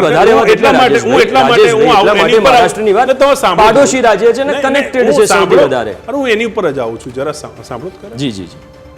ગુજરાત અને હિમાચલની ચૂંટણી સાથે હતી. હિમાચલની અંદર કોંગ્રેસ પાર્ટીનો વિજય થયો અને ગુજરાત આપણે હારી ગયા, તો ત્યારે ચર્ચા માત્ર ગુજરાતની, હિમાચલની નહીં. આજે જ્યારે ઝારખંડની અંદર ભારતીય જનતા પાર્ટીની કરામી હાર થઈ છે અને મહારાષ્ટ્રમાં એની જીત થઈ, તો ચર્ચા તો બંનેની કરો ને. હું તમને એ જ કહું છું, આજે અહીંયા આગળ મહાયુતિના તમારા 3 જે મુખ્ય નેતાઓ છે અહીંયા આગળ બેઠા છે. ઇટ્સ ઓકે, એ જીત્યા છે, એમને અભિનંદન છે. હારના કારણો અનેક હોઈ શકે. અહીંયા હું હારનું પોસ્ટમોર્ટમ કરવા બેસીશ તો હું માનું છું કે તમારે ને મારે સાંજ સુધી અહીંયા 8 વાગ્યા સુધી બેસી રહેવું પડશે. એટલા બધા મુદ્દાઓ છે, પરંતુ માત્ર મહારાષ્ટ્ર જીતી ગયા એનાથી એ સાબિત નથી થતું કે ભારતીય જનતા પાર્ટીને પ્રજાએ સીધું સ્વીકારી લીધું છે. કારણ કે તમે સામે ઝારખંડે હાર્યા છો, તમે ઘણી સામે પેટા ચૂંટણીઓ પણ હાર્યા છો, એવું તો છે નહીં કે બધું જ તમે સર્વ જીતી ગયા, 100 આવે તો 100માંથી 100 માર્ક તમારા. જીત્યા છો, જે પણ જીત્યા છો એના માટે અભિનંદન છે. બિલકુલ. પરંતુ પ્રજાએ વિપક્ષને પણ એક સ્ટેટની અંદર સરકાર આપી છે, સામે તમારી સામે અવાજ ઊભા કરવા માટે ધારાસભ્યો આપ્યા છે, પ્રજાનો અવાજ ઉઠાવવા માટેની જગ્યા આપી છે.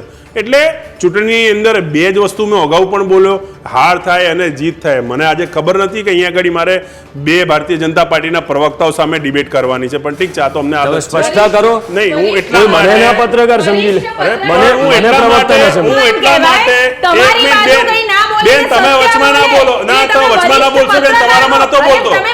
એટલા માટે બેન, નહીં એટલા માટે બેન કે એ પત્રકારે ન્યુટ્રલ રહેવાની ફરજ છે. એ ન્યુટ્રલ વાત કે બે શબ્દ કોંગ્રેસને પણ કહી શકે, બે શબ્દ ભારતીય જનતા પાર્ટીને પણ કહી શકે. નહીં બેન, નહીં સ્વીકારી એટલે બેન ન્યુટ્રલ રહે, પત્રકાર હોય તો ન્યુટ્રલ રહે બેન. તમને કેમ લાગી આવે છે બેન? પણ બેન અચ્છા. બિલકુલ. તમને કેમ લાગી આવે છે પણ બેન? પણ કાપડિયા સર કંઈક કહેવા માંગે છે. તમે તમારા પાર્ટીની ચિંતા કરો ને બેન, તમે તમારી પાર્ટીની ચિંતા કરો બેન. બિલકુલ. પણ એને ન્યુટ્રલ રહીને વાત, રાજેશભાઈ, મીડિયાની અંદર રાજેશભાઈ, રહીને વાત થતી હોય છે. રાજેશભાઈ, એક પક્ષ તરફી નિવેદન ના આપવાનું હોય. બિલકુલ. રાજેશભાઈ, પત્રકારને ન્યુટ્રલ રહેવું પડે, વાત તમારી સાચી, પણ મારી વાત સાંભળો. ઓપિનિયન મૂકવાનો પણ હક છે, ઓપિનિયન મૂકવાનો પત્રકારનો હક છે. એ ઓપિનિયન જો રાજેશભાઈ, હું 2015 થી ડિબેટ કરું છું, આજ તો નથી કરતો. રાજેશભાઈ, તમારી વાત સાચી. અચ્છા, એમને એકવાર ડિપેન્ડ કરે, બરાબર છે. નહીં, ભારતીય જનતા પાર્ટી બિલકુલ કાપડિયા સર જી ન્યુટ્રલ લઈને કોઈ પણ પત્રકાર હોય એને પોતાની પરિભાષા ન્યુટ્રલ ફોર્મમાં રાખવાની હોય બેન. પણ તમને કેમ લાગી આવ્યું છે બેન? મને તો એ નથી સમજાતું. તમને આટલું બધું લાગી આવે એના ઉપરથી જ મને લાગે છે. બિલકુલ. એકવાર કાપડિયા સરને પણ સાંભળી લઈએ કે કહેવા માંગે. જી સર. એક મિનિટ. મ્યાનમાર થી કાશ્મીર પહોંચી ગયા એ કદાચ રાજેશભાઈ ખોટું રાખ્યું હશે. કોની સરકાર છે? 2014 થી કેન્દ્રમાં કોની સરકાર છે? એમ કહો તો 2000 થી 25 શું કેન્દ્ર સરકાર ઊંઘી રહી છે? રોહિંગ્યાને હટાવવાની જગ્યાએ 11 વર્ષથી શું કરી રહી છે ભારતીય જનતા પાર્ટીની સરકાર? કેન્દ્ર સરકાર કોની પાસે છે? કેન્દ્ર સરકારનું કોણ કોની પાસે છે? તમે ટીવી પર આવીને વાત કરી રહ્યા છો રોહિંગ્યાનો મુદ્દો. 11 વર્ષથી શું કરી રહ્યા છો? બિલકુલ. રાજ્યમાં દેશમાં સરકાર તમારી છે અને તમે એ કઈ ચર્ચા કરી રહ્યા છો રોહિંગ્યા માટેની? એમને સાંભળી લઈએ એક વાત. રાજેશભાઈ તમને મુદ્દો છે. 11 વર્ષથી સરકાર કેન્દ્રની અંદર છે. રાજેશભાઈ વાત કરો છો, જ્યાંથી ઘૂસણખોરી થાય છે ત્યાં સરકાર ભારતીય જનતા પાર્ટીની છે. પ્રશ્ન કોંગ્રેસના ભારતીય જનતા પાર્ટીએ કરવાનું. બિલકુલ. જો તમારો કોઈનો ઓડિયો બધા જોડે બોલતા હતા, કોઈનો ઓડિયો ઓડિયન્સને સંભળાયો નથી. હવે સમય ખૂબ જ ઓછો છે, અત્યારે એક વિરામનો સમય થયો છે, પછી આપણે ચર્ચાને કન્ટિન્યુ કરીશું. સર એક વિરામનો સમય થયો છે, પછી આપની જોડે ફરી એકવાર આવીશું. અત્યારે એક વિરામનો સમય થયો છે, તો સમય થયો છે એક બ્રેકનો. બ્રેક બાદ ફરી એકવાર આ ચર્ચાને આપણે કન્ટિન્યુ કરીશું.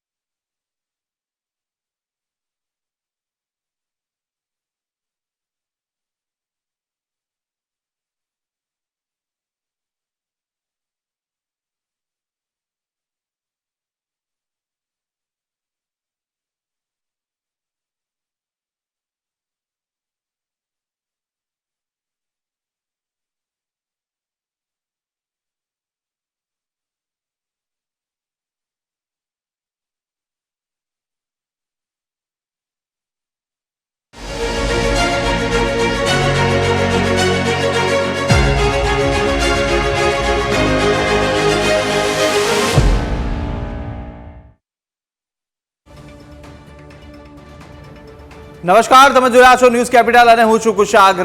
આજે મહાપરિણામનો આ દિવસ અને જનતાએ કોની પર જીતનો કળશ ઢોળ્યો છે, કોને ખોબે ભરી ભરી અને મત આપ્યા છે તે સ્પષ્ટ થઈ ચૂક્યું છે। વાવ બેઠક પર બીજેપીની વાવ જીત થઈ છે અને વાવની જીત સાથે જ ગુજરાતમાં બીજેપીની કુલ 162 બેઠક થઈ ચૂકી છે। 2567 મતથી સ્વરૂપજી ઠાકોરની વાવ પેટા ચૂંટણીની અંદર જીત થઈ અને સ્વરૂપજીને 18 આલમ અને 36 કોમે જીતાડ્યા છે। સીએમ ભૂપેન્દ્ર પટેલે સ્વરૂપજી અને કાર્યકરોને પણ અભિનંદન પાઠવ્યા, તો CR પાટીલે પણ જીત બદલ અભિનંદન પાઠવ્યા છે। કાર્યકરોમાં અત્યારે ઉત્સાહનો માહોલ, ઉમંગનો માહોલ, સમર્થકોની ભીડ એકત્રિત થઈ। વિધાનસભાની પેટા ચૂંટણીમાં ભાજપના સ્વરૂપજી ઠાકોરની જીત થઈ છે અને આજે સ્વરૂપજી ઠાકોર છે જે વરઘોડા સાથે કાર્યાલયથી તેમના વતન સુધી પહોંચે ને એમની સાથે સીધી જ વાત કરીશું। સ્વરૂપજી ઠાકોર, આપ ઇલેક્શનમાં જીત્યા, ખૂબ આનંદ છે। આજે 18 આલમની જીત છે। આ 18 આલમ તમામ કાર્યકર્તાઓનું, તમામ ગુજરાતના તમામ અમારા ભારતીય જનતા પાર્ટીના પરિવારના કાર્યકર્તાઓ તમામનો હું આભાર માનીશ।